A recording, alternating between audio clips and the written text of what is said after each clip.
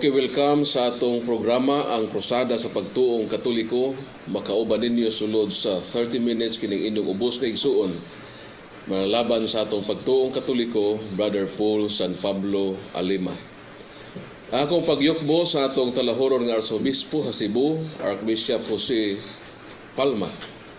Sa tag-iyang tagdumala ni ining mga istasyon, Brother Nonito Limchua, o sa atong Executive Director, Nanay Diana Limchua. Makauban ninyo sulod sa 30 minutos dinhi sa atong krusada sa Pagtuong Katoliko, kauban ang mga daghan nga mga pangutana nga gipaabot kanato sa atong programa. Di na ako masugdan kining mga programa gawa sa pagpasalamat sa atong mga sponsor sa naghatag kinabuhi aron molawig ang atong programa dinhi sa Cebu Catholic Television Network. Sila ni Brother Marcelino Lumayag, Brother Boy and Sister Esther Morala diha sa Tagbilaran City, Bohol, Brother Isidro and Judith Bai sa Misiap Cotabato, Brother Roxanne Tapayan sa Mambaling o kang Brother Iman Impinado. So ato kining sugdan kining atong programa pinagi sa pagtan-aw sa pangutana nga gipaabot kanato sa usa sa atong televiewers. Atong tanawon ang iyang pangutana. Brad Paul, na ako'y pangutana. Naman ko'y mga naipastor kay may tighatod sa among ubod nga ingon siya nga dapat ang bunyagan dako na kay si Kristo gibunyagan na magdako na itang Katoliko bata pa gibunyagan. Unya nag-ingon sad siya wa ko na reliyon nga makaluwas. Unsa ka tinuod ni ang iyang mga ingon, Brad Paul?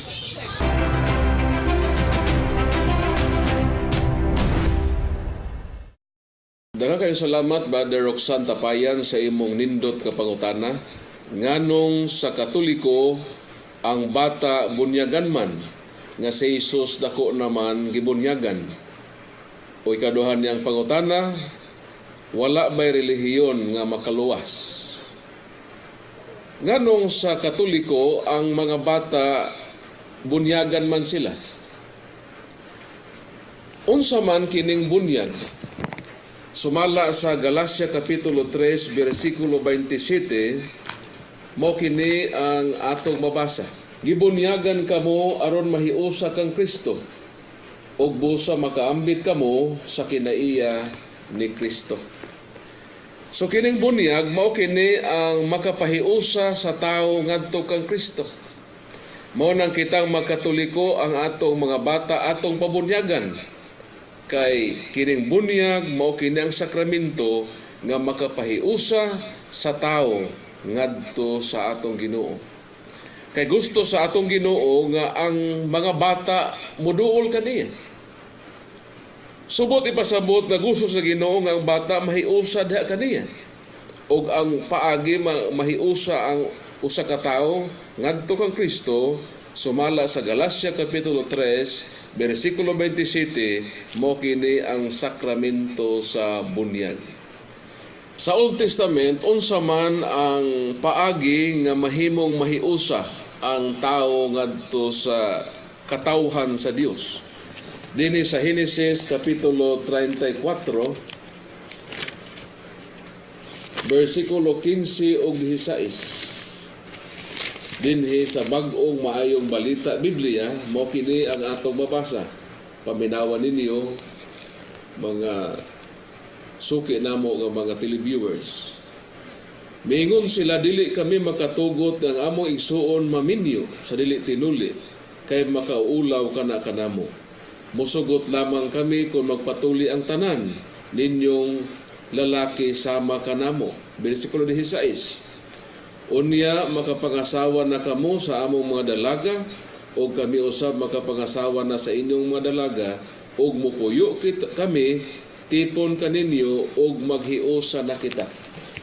Busa sa Old Testament ang ilang gihimo nga ritual aron nga magkahiusa ang katawhan pinaagi sa pagtuli. Pinaagi sa pagtuli mahimong ang usa ka tawhan hiusa sa katawhan sa Dios. So kini ang ilang gihimo nga paagi kaniadto. Og sa New Testament, ang bag-o pong paagi sa Dios nga mahiusa ang tao kang Kristo pinaagi usab sa bunyag. Mao nga ang bunyag mao kini ang landong sa circumcision sa Old Testament sumala sa Kolosas kapitulo 2 bersikulo 11 ug 12. Mao kini ang atong mabasa. Gituli kamo diha sa inyong pagkahiusa kaniya. Dili sa paagi nga tawhanon kundi sa paagi ni Kristo nga mo'y timaan nga kamo naluwas gikan sa gahom ni ining lawas nga makasasala. Kaysa pagbunyag kaninyo gilubong kamo o gibanhaw uban ni Kristo pinagi sa inyong pagtuo sa gahom sa Dios nga nagbanhaw kaniya. So klaro nga ang tuli o bunyag, ang bunyag mao kini ang landong sa tuli sa Old Testament. Kay ang bunyag makapahiusa sa Ginoo o ang tuli usab makapahiusa sa katawhan sa Dios. Mao nang managsama ang tuli sa Old Testament o kini ang gipractice nga bunyag sa Bag-ong Testamento. So kung ang tuli mo'y nakapahiusa sa tao ngadto sa Dios, ang pangutana, pila man ang edad sa usa ka tawo nga pwedeng tulion? Dinhi sa Levitico kapitulo 12 bersikulo 3, mo kini ang atong mabasa. Sa ikawalo ka adlaw ang bata tulion. So klaro kaayo nga ang paghiusa sa katawhan sa Ginoo wala kini age limit. Kay sa Old Testament, ang mahiusa sa katawhan sa Ginoo diha sa sakramento sa tuli 8 days. Pwede naman mahimong tulion aron mahimong kabahin sa katawhan sa Ginoo. Mao nang kita magkatoliko ang bunyag mauman ang makapahiusa sa tawo ngadto kang Hesus, mao nang ang mga bata atong gipaduol kang Hesus diha sa sakramento sa bunyag. O diha sa Great Commission sa Mateo 28:19, ang bunyag sa atong Ginoo alang kini sa tanan. Sumala sa Mateo kapitulo 28 bersikulo 19, mao kini ang atong mabasa. Tungod niini sa inyong pagpanlakaw himua nga ako mga tinun-an ang tanang katawhan sa tibuok kakalibutan. Bunyagi sila sa ngalan sa Amahan, sa Anak ug sa Espiritu Santo. Sa dihang ang atong Ginoong Kristo mihatag sa iyang Great Commission sa iyang simbahan. Ingon ang atong Ginoo nga panlakaw kamo sa tibuok kakalibutan. Bunyagi ninyo ang tanang katawhan. Sa ato pa ang tanang katawhan angay bunyagan. Wala mo ingon ng atong Ginoo nga bunyagi ang tanang katawhan, ayaw iapil ang bata. Wala gayon magsugo ang atong Ginoo nga ang bata dili iapil sa bunyag. Ang bunyag nga gisugo ni Hesus alang sa tanang katawhan sa tibuok nga kalibutan. O kay ang bata tao man sumala sa Juan 16:21, so ang bata usab kinahanglan makadawat sa sakramento sa bunyag. Kay kini manggong term nga katawhan, di lang nirepirado sa mga dagko, kundi repirado sa kini ngadto sa mga kabataan. Dinhi sa Deuteronomio kapitulo 31 bersikulo 12, dinhi sa ang balaang kasulatan nga bersyon mao kini ang atong mabasa. Pagatigomon mo ang katawhan, ang mga lalaki o ang mga babay, o ang mga bata, o ang imong mga dumuluo nga anaa sa sulod sa imong mga ganghaan. So ang katawhan referido sa mga babay, mga lalaki, o mga bata.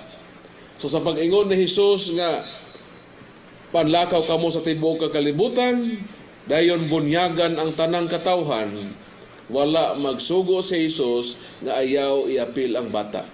tanang katawhan, ang buti pasabot, ang tanang tao sa tibuok nga kalibutan. So mao ka na hinungdan nga ang simbahang Katoliko nagbunyag sa makabataan aron sila mahiusa diha sa atong Ginoong Kristo. Sumala sa Galacia Kapitulo 3, versikulo 27. Lain pang hinungdan kung nganong ang simbahang Katoliko giapilman ang mga bata sa sakramento sa bunyag tungod kay kinahanglan nga mataw pag-usab ang usa ka tawo diha sa tubig o sa espiritu. Sumala sa Juan Kapitulo 3. Sumala sa Juan Kapitulo 3, versikulo 5. Si Jesus mitubag, sultihan ko ikaw, walay makasulod sa harian sa Dios gawas kon mataw siya, pinaagi sa tubig o sa espiritu. So walay makasulod dito sa langit gawas kon mataw pag-usab diha sa tubig o sa espiritu. Wala kita mahibaw sa kinabuhi sa usa ka bata kung hangtod siya kanus ang mabuhi. Mao nang ang simbahan ensure gyud nga makasulod sa langit ang usa ka bata, kinahanglan mataw siya pag-usab diha sa tubig o sa espiritu. Ang tubig referido kini sa bunyag, mao nang ang mga bata bunyagan aron mahimong siguro nga kung unsa man ang mahitabo kanila kay di man ta makasure nga ang bata na magani mataw nga mapatay ng daan. So kinahanglan gyud nga mataw sila pag-usab sa tubig o sa espiritu. Dayon ang bata dito pa sa taguangkan sa tiyan sa inahan, doon na naisala. Sumala sa Salmo 51:5. Mao kinang atong mabasa dinhi sa Salmo 51:5. Dautan ako, sukad ako nahimugso, ug makasala, sukad ako ipanamkon. So dito pa lang sa tiyan sa inahan, ang bata nakapanunod na sa gitawag nato nga salang panulundon, ang sala sa atong una maginikanan. So kinahanglan nga ang bata mahugasan nianang maong sala ug unsa man ang usa nga makahugas niining maong sala. Buhat Kapitulo 22 versikulo 16 mao kini ang atong mabasa. Busa pabunyag na aron mahugasan ka sa imong mga sala, pinaagi sa pagsangpit sa iyang halan. So mao na ang bunyag makahuga sa sala. Mao na ang bata bunyagan kay ang bata doon na nay sala sukad pa sa pagpanamkon kaniya. Mao ka na hinungdan nga ang simbahang Katoliko bunyagan gyud nato ang mga bata. Ang sunod nga pangutanan ni Brother Roxanne Tapayan, wala ba'y relihiyon nga makaluwas? Ang atong Ginoong Kristo nagtukod siya og relihiyon. Kaya ang pulong relihiyon mao kini ang koneksyon kon relasyon sa tao ug sa Dios. Sa unsang pagi-konektar kita sa atong Ginoong Kristo ngadto sa Dios, pinaagi sa iyang simbahan. Colossians chapter 1 verse 18, Christ is the head of His body, the church. So ang church mo kini ang dunay connection sa head nga mao si Jesus. O kining simbahan nga maong lawas sa atong Ginoong Kristo sumala sa Episo Kapitulo 5 versikulo 23 hangtod sa 25 mao kini ang pagaluwason sa atong Ginoo. So dunay iglesia, dunay relihiyon nga pagaluwason sa Dios. Ngani sa Acts chapter 2 verse 47 klaro ang giingon, and the Lord added to the church daily such as should be saved. Sa ato pa doon na church nga gibutangan sa Ginoo sa iyang mga linuwas. O kining church mao kini ang body of Christ. Mao kini ang dunay relasyon sa head nga mao si Jesus. Ug mao kana ang meaning sa relihiyon, ang koneksyon sa tao ngadto sa Dios, ang koneksyon sa simbahan ngadto sa atong Ginoong Kristo. So klaro nga dunay simbahan, relihiyon nga pagaluwason sa atong Ginoo nga ni sumala sa atong giingon sa buhat 2:47 ginadugangan kini sa Ginoong mga tao matag adlaw nga iyang ginaluwas. Siguro kanang giingon ni Brother Roxan Tapayan nga usa ka pastor nga iyang nakaila nga miingon nga walay relihiyon makaluwas. Kay doon namang duha ka klase nga relihiyon. True religion o false religion. Kanang bakak nga relihiyon, di yun na siya makaluwas. Apan ang tinuod nga relihiyon, makaluwas kini. So naay relihiyon nga makaluwas, nga mao kini ang gitukod sa atong Ginoong Hesukristo. Ug angay lamang nga magpabilin kita nining simbahan nga dunay relasyon sa atong Ginoong Hesukristo. Nga mao kini ang simbahan nga Katoliko. So salamat kayo Brother Roxanne sa imong nindot nga pangutana. Okay, padayon kita sa atong programa ang Krusada sa Pagtuong Katoliko o kini gihatagag kinabuhi sa atong mga sponsors. Sila ni Brother Marcelino Lumayag, Sister Esther and Brother Boy Morala diha sa Tagbilaran City, Bohol. O sila ni Brother Isidro and Judith Baez sa Midsep Cotabato, Brother Roxanne Tapayan o Brother Iman Empinado. Atong paminawan ang sunod nga pangutana.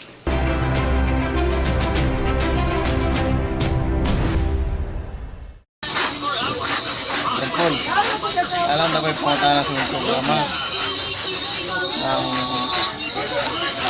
Ganong na may tributo ang Katoliko.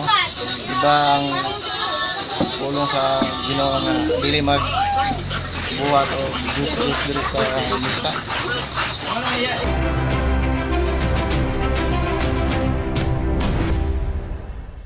Okay, salamat kayo Brother Dindo ayudtod sa imong pangutana kung nganong ang mga Katoliko naa may mga rebulto dili babawal man ang mga Diyos-Diyos.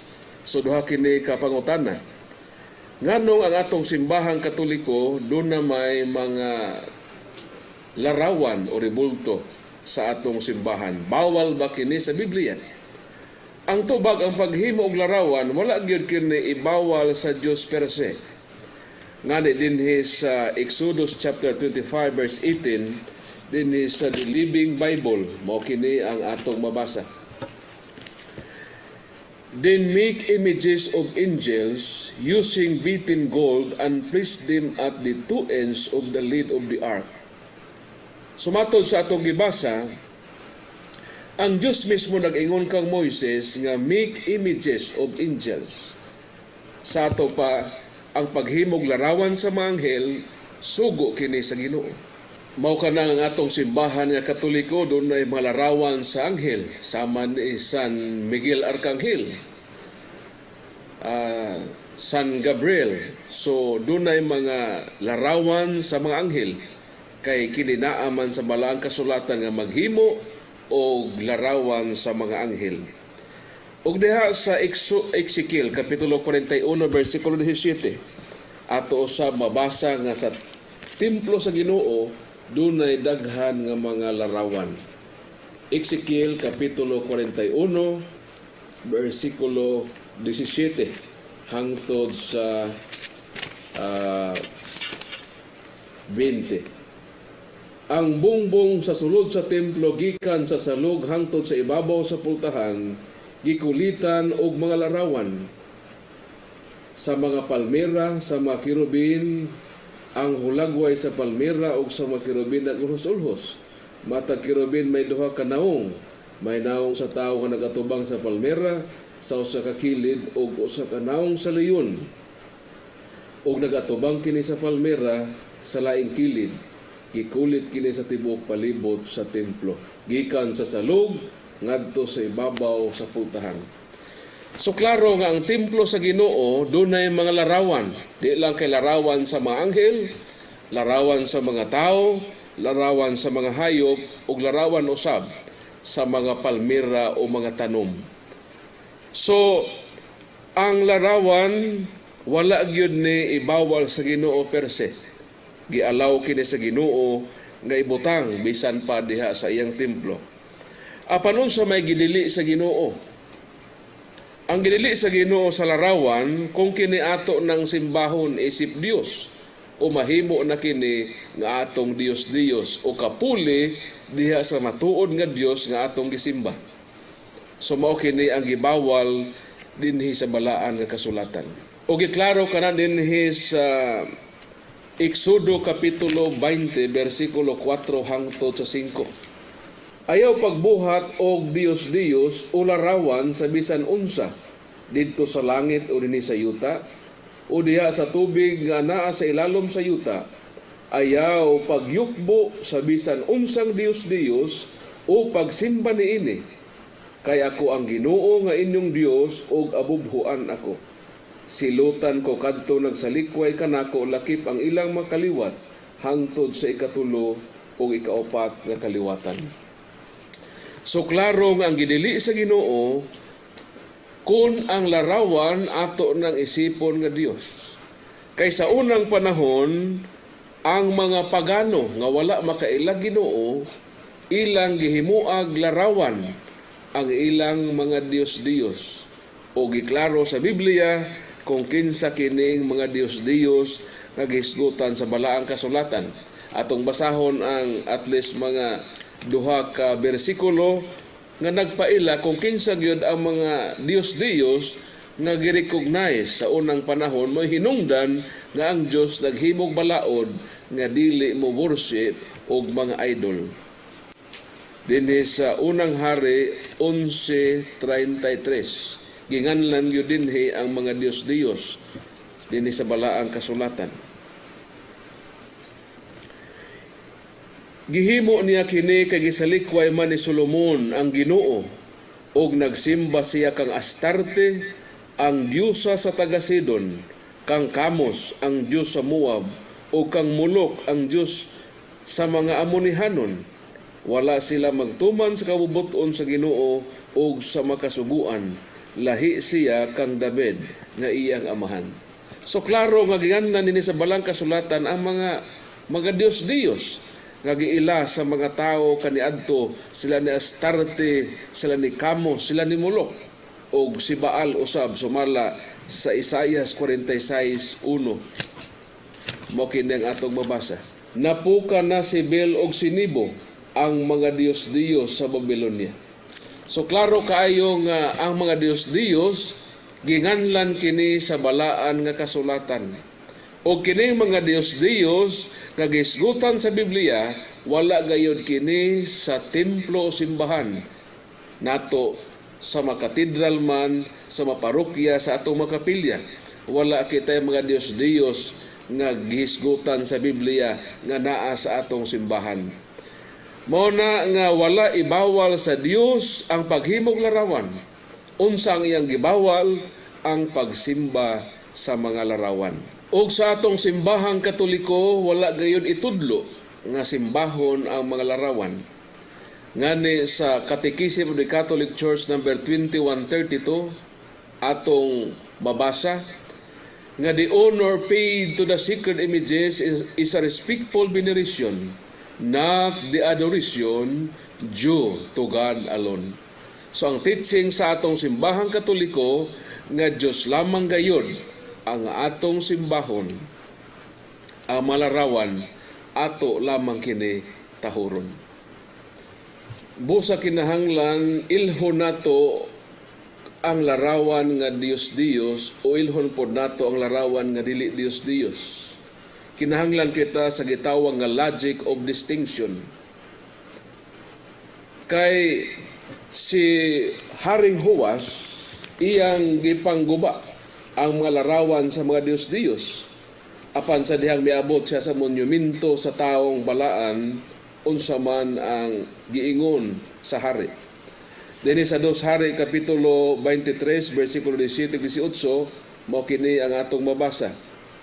Og miingon siya, unsa ba kanang monumentuha sa unahan? Giingnan siya sa mga tao sa syudad, lubnganan kana sa propeta sa Dios nga taga Huda nga nagtagna ining imong gibuhat karon sa halaran sa Betel. Og si Hosias miingon, ayaw ka naghilabti og ayaw ipakalot ang iyang mga bukog. So sa dihang gipang dugmok ni Haring Hosias ang tanang larawan sa mga Dios-Dios, sa dihang miabot sa monumento sa propeta. Unsa may giingon ni Hosias, ayaw ka naghilabti. Sa ato pa dunay larawan nga di pahilabtan, respetuon og doon na po'y malarawan nga angay pangdugmokon, mao kining larawan sa mga Dios-Dios. Apan ang larawan sa mga santos ato kining respetuon. Ngani ginarespeto man nato ang larawan ni Dr. Jose Rizal. Kay si Rizal bayani sa atong nasod. Ato sa respetuon ang atong mga larawan sa atong simbahan kay sila ang bayani sa atong pagtuo. So salamat kayo Brother Dindo ayudtod sa imong nindot kaayo nga pangutana. So wala na makitay igong panahon ang akong pagpasalamat sa atong mga regular sponsors na naghatag kinabuhi sa atong programa. Sila ni Brother Marcelino Lumayag, Brother Boy and Sister Esther Morala diha sa Tagbilaran City, Bohol, o kang Brother Isidro and Judith Bais sa Midsep Cotabato, Brother Roxanne Tapayan diha sa Mambaling, o Brother Iman Impinado. So hangtod sa sunod nga oras so sa samang istasyon, kini ang inyong ubos kay igsuon, Brother Paul San Pablo Alema, manlalaban sa atong pagtuong Katoliko. Kini ang krusada sa pagtuong Katoliko. God bless kanatong tanan.